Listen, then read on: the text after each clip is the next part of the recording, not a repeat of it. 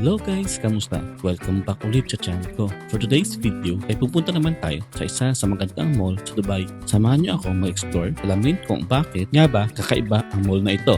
Hindi lang ito ordinaryong shopping mall, kilala ang Wafi Mall dahil sa Egyptian-inspired design nito. Para kang napunta sa sinaunang Egypt dahil sa napakagandang architecture, malaking estatwa ng mga pharaoh at mga detalyeng talagang nakaka-amaze.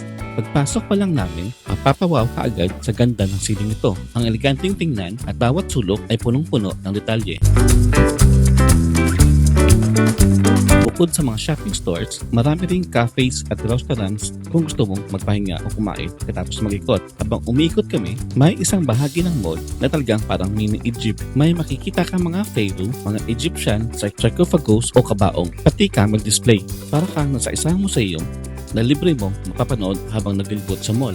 Perfect talaga ito kung mahilig kang mag-picture o gumawa ng content dahil napakaganda bawat background.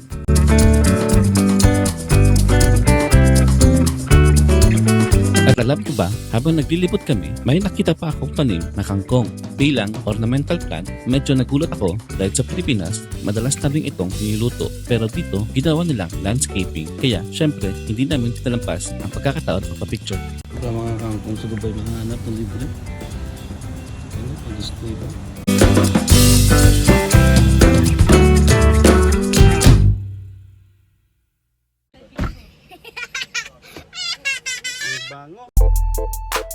Habang naglalakad, napansin din namin ang big bus na nakaparada sa gilid. Ang big bus sa Dubai ay isang top-on, top-off sightseeing bus na ginagamit ng mga turista para madaling mapuntahan ang mga sikat na atraksyon sa lungsod. May dalawang palapag ang bus, bukas ang itaas na palapag, kaya ang ganda para sa sightseeing at pagkuha ng mga larawan.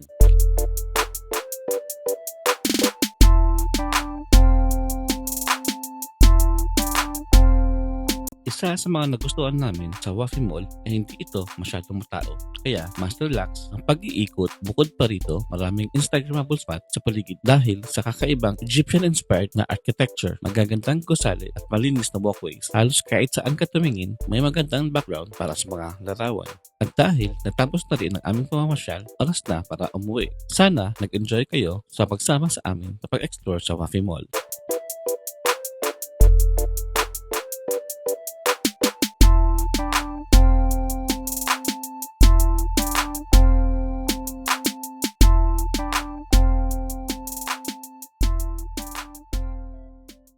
Subscribe.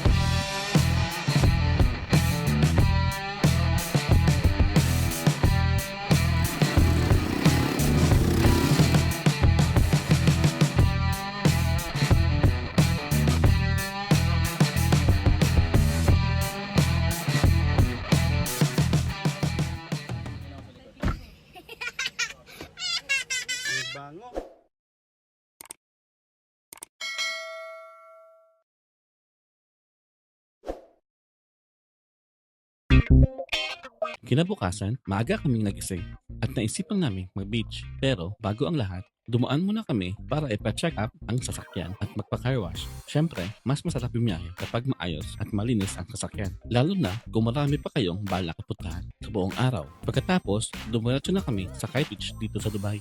Nakakabilib isipin na may napakagandang beach sa gitna ng disyerto. Talagang kahanga-hanga kung paano nila na-develop ang lugar. Malinis ang paligid, napakalawak ng beachfront at napakasarap ang simoy ng hangin. Marami ring makikita dito na nagja-jogging, nag-bike at may ilan ding nagpipiknik kasama ang kanilang pamilya at mga kaibigan. Talagang magandang tambayan ito kung gusto mo mag-relax at magpahinga mula sa maingay na syudad. Dahil madala kaming baon, dito naman kami mag-breakfast. Mas masarap talaga kumain kapag may magandang tanawin. Habang nag-aanusal kami, tanaw ang dagat, presko ang hangin at ang tahimik ang paligid. Minsan, hindi mo kailangan ng mamahaling restaurant para ma-enjoy ang pagkain. Sapat na ang magandang view at masayang kasama para sa iyong espesyal na simpleng almusal. Isa sa mga dahilan kung bakit sikat ang Kite Beach ay dahil mula rito makikita ang iconic na Burj Al Arab, isa sa mga pinakasikat, pinakakilalang hotel sa buong mundo. Dahil malapit na rin lang kami, naisipan na rin namin na puntahan ito mas malapitan para makakuha ng mas magandang video.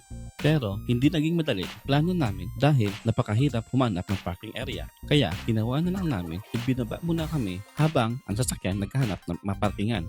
Mahigpit talaga ang pagpatupad ng batas sa Dubai. Pagdating sa parking, hindi pwedeng basta-basta ka na lang huminto o magpark sa mga lugar na hindi pinapayagan dahil malaki ang multa kapag nahuli. Kaya kung balak yung bisita dito, siguraduhin magpark na maayos para iwas abala at iwas dagdag gastos. Kahit saglit lang ang naging stop namin dito, sulit pa rin dahil nakita namin na mas malapitan ang Burj Al Arab at nakakuha din kami ng magandang video. Isa na namang itong memorable na experience namin sa Dubai at handa na naman kami ulit tumuloy sa susunod naming puntahan. Subscribe. Pagkatapos naming dumaan sa iconic na Burj Al Arab, dumiretso naman kami sa Gold Souk sa Dira, isa sa mga pinakasikat na traditional market sa Dubai. Kung mahilig ka sa alahas, siguradong magugustuhan mo ang lugar na ito. Ang Gold Souk ay isang sikat na pamilihan na kilala sa napakaraming tindahan ng mga ginto. Mula sa mga simpleng singsing, hikaw, hanggang sa malaking kwintas, bracelet at mga set ng alahas, talagang kumikislap ang buong paligid. Napapili na rin ako bilang investment or souvenirs na rin. Ang maganda pa rito, kapag eligible ang binili mo, pwede kang makakuha ng VAT refund sa airport bago umuwi. Kuya, pasay na lang ako, dalawa po. Yung chain, yung gram niya. Kaya kahit papaano, may maibabalik din na bahagi na binayad mo. Pagkatapos mamili, nag-ikot pa kami sa paligid. Bukod sa ginto, marami ring mabibiling souvenirs, pabango, spices, damit at iba pang pasalubong. Ang ganda rin ng ambience dahil ramdam mo pa rin ang old Dubai.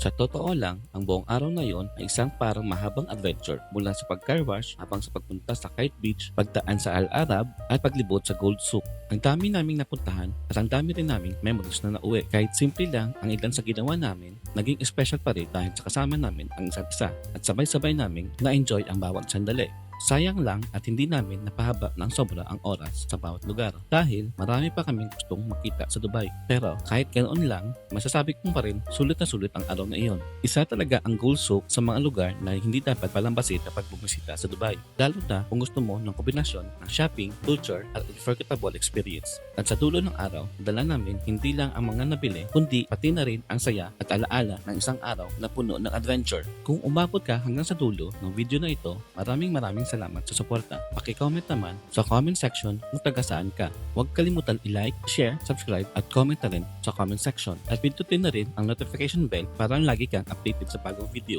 Maraming salamat sa panonood. Ingat palagi, God bless, at kita-kits sa sunod na vlog.